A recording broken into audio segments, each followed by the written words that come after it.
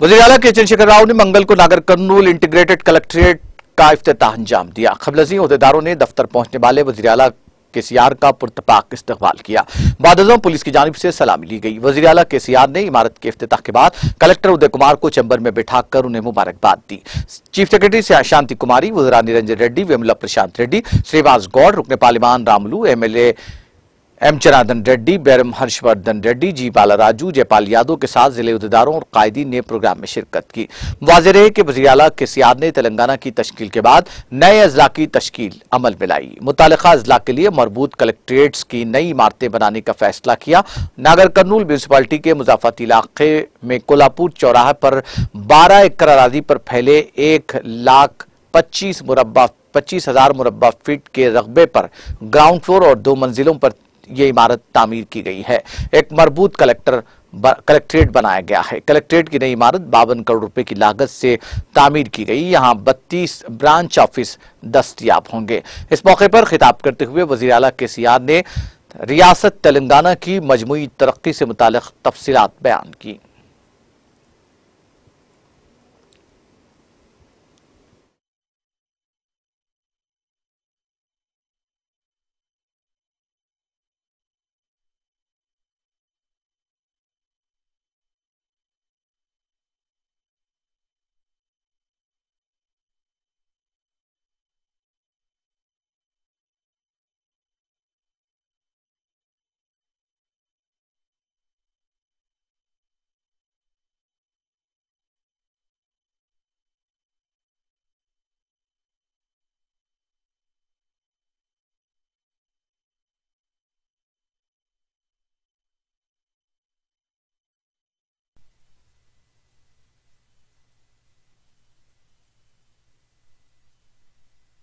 ఈ jobs only Hyderabad సిటీలో వస్తూ ఉంది. ఇది ఈ విధంగా ఇంతకాలంలో అంటే ఎంత మనం 9వ ఏడు దాటి 10వ ఏడు అడుగుపెట్టినాం.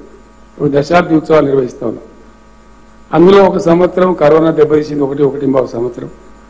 దాదాపు ఒక సంవత్సరం డిమానిటైజేషన్ నోట్ల రద్దు కూడా బాగా కుదిపేసింది మనల్ని. కేవలం 6.5-7 సంవత్సరాల కాలంలో ఎవరి ఊహలకు అందకుండా అనేక కార్యక్రమాలు బ్రహ్మాండంగా జరిగినాయంటే అందుకు బాధ్యులైనటువంటి మా ప్రభుత్వ ఉద్యోగులు, ప్రజాప్రతినిధులు మీ అందరికీ కూడా నేను శిరస్సు వంచి నమస్కారాలు తెలియజేస్తాను. ఈ ఒక వ్యక్తితో సాధ్యమయ్యే పని కాదు. ఒక కలెక్టరో, ఒక చీఫ్ సెక్రటరీ, ఒక ముఖ్యమంత్రి అనుకుంటే కాదు.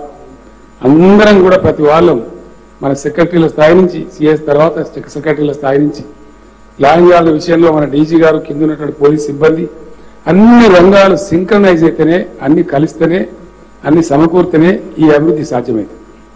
ఇందులో భాగస్వామ్యమైనటువంటి మా ఉద్యోగులు, తెలంగాణ ఉద్యోగులకు నేను సాల్యూట్ చేస్తా ఉన్నా.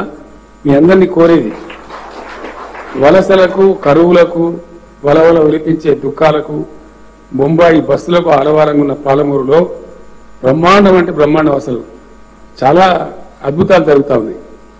ఒక సందర్భంలో నేను మా కృష్ణమోహన్ రెడ్డి గారింటికి ఏదో ఫంక్షన్ గద్వాలకు వెళ్తే హెలికాప్టర్లో వెళ్తామంటే లేదని చెప్పి జిల్లా ఎమ్మెల్యేలందరినీ పిలిపించుకొని 200 కిలోమీటర్లు మహబూబ్నగర్ మార్పు చూద్దామని ఎమ్మెల్యేలతో, మినిస్టర్లతో మాట్లాడుతూ బస్సులో ప్రయాణం చేసి చర్చించుకుంటూ పోయినాం.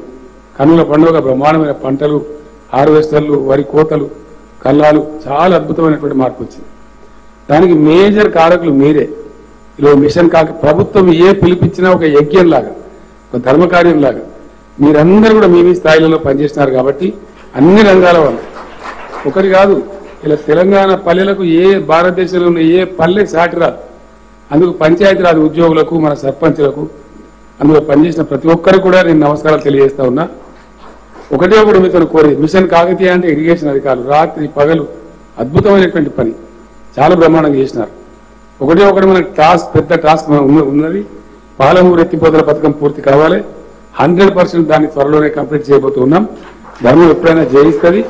ఆ రకంగా అద్భుతమైనటువంటి ఫలితాలు మనం సాధించుకున్నాం.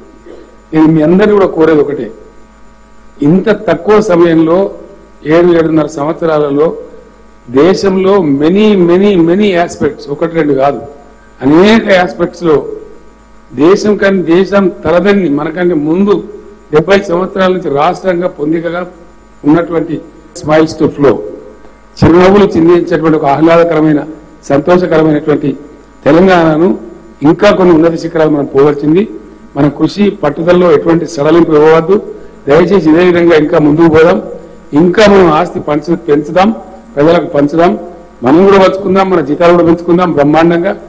ఇంకా ముందుకు అద్భుతంగా పోదాం.